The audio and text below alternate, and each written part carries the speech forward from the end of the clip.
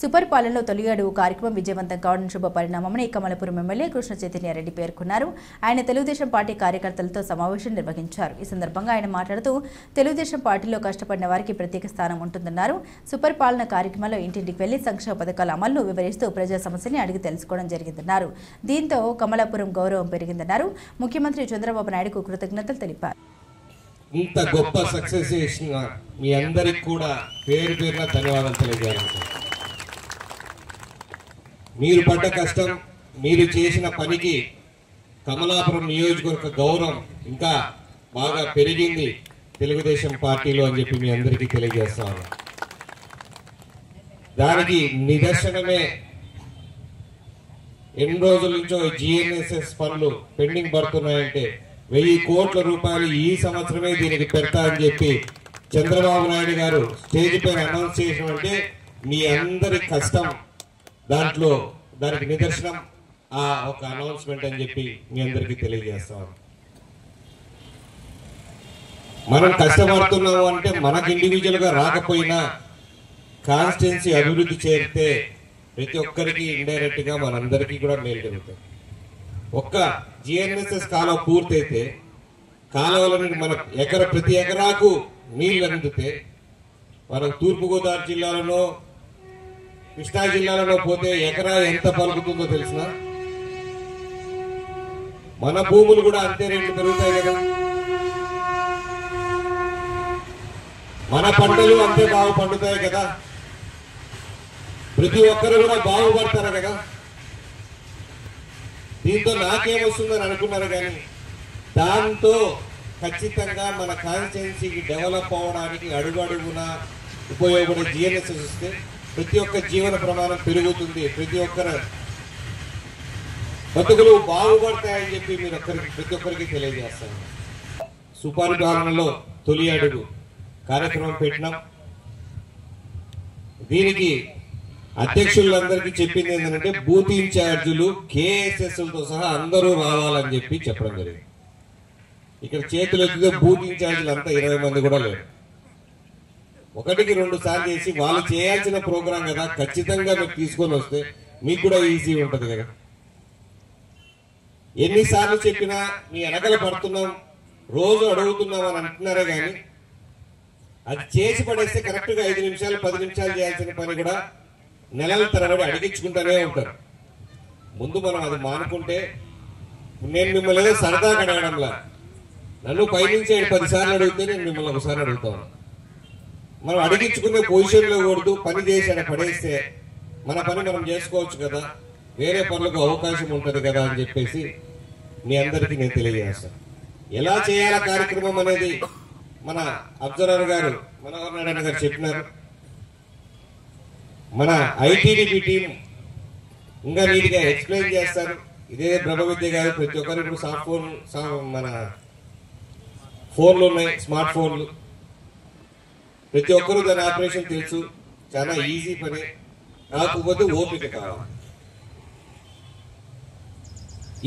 ఈ తొలి అడుగు ప్రోగ్రాం వల్ల వచ్చే ఉపయోగాలు కొన్ని చెప్తారు. ఏమేమి చేసినామో మన పార్టీ వాళ్ళు అన్ని చెప్పినారు. కాకపోతే రేపు జనాల్లోకి మనం పోయి మనం చేసిన మేలు చెప్పుకోకపోతే లాభం ఏమైనా ఉందా? మేలు కన్నా చెడు వార్తలు తొందరగా రీచ్ అవుతాయి.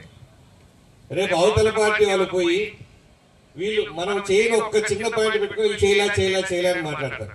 మనం చేసిన 90 పనులు గడ కనపడకుండా పోతాయి. కాబట్టి చేసిన పనులన్నీ ఖచ్చితంగా చెప్పుకోవాలి.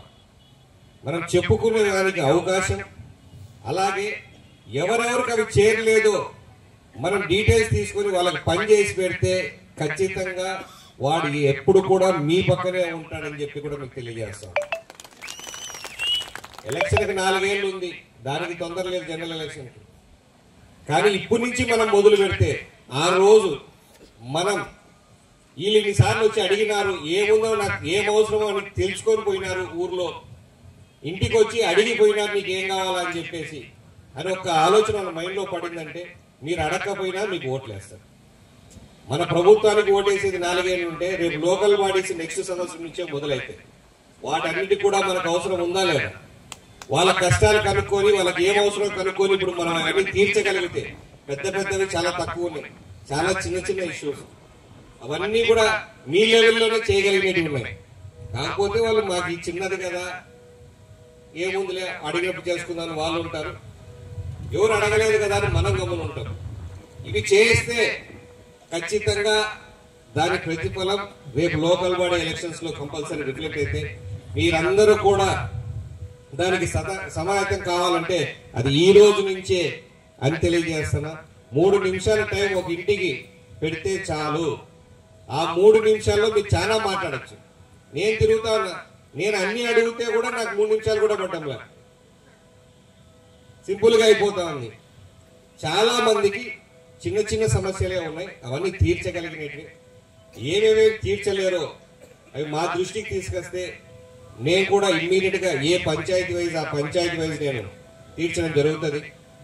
నేను వచ్చిన ఊర్లలో కూడా ఆఫీసర్లందరినీ పిలిచి ఈ ప్రోగ్రాం కన్నా ముందు ప్రతి ఊర్లో మళ్ళా చెప్తాను, నేను ఊర్లో వచ్చినప్పుడు ఈ ప్రోగ్రాం అయిపోయిన తర్వాత కూడా వస్తా, ప్రతి ఊరికి టచ్ చేయాలా ఈ 2 నెలల్లో 3 నెలల్లో అనేది. ఆఫీసర్లందరితో ఒక మీటింగ్ ఒక చోట పెడతాం.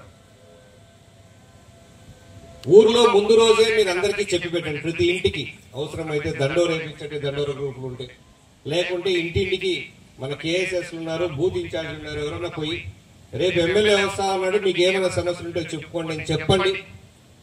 మనం ఆడ కూర్చున్నప్పుడు వాళ్ళ సమస్యలు అందరు ఆఫీసుల ముందు తీరుస్తే 99% సమస్యలు వెంటనే తీరిపోతున్నాయి. ఆ 99% తీరనేటివి ఏమన్నా ఉంటే ఫాలో అప్ చేసుకోవడానికి కూడా మనం ఒక సిస్టమ్ తయారు చేస్తా ఉన్నాం. అవన్నీ మన నోట్స్ లో ఉంటాయి.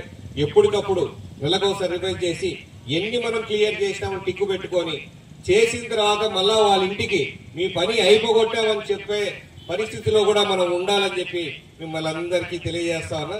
దానికి మనం రెడీగా ఉండాలా. ప్రతి ఊరికి వచ్చినప్పుడు ఈ ప్రోగ్రామ్ ని ఫస్ట్ నీట్ గా చేయాలి. నేను వస్తా ఒక 30 ఇంట్లో 50 ఇంట్లో 40 ఇంట్లో తిరిగిపోతా, అది ఒక సైడ్ మాత్రం. ఎందుకంటే మీతో పాటు నేను కూడా తిరుగుతాను.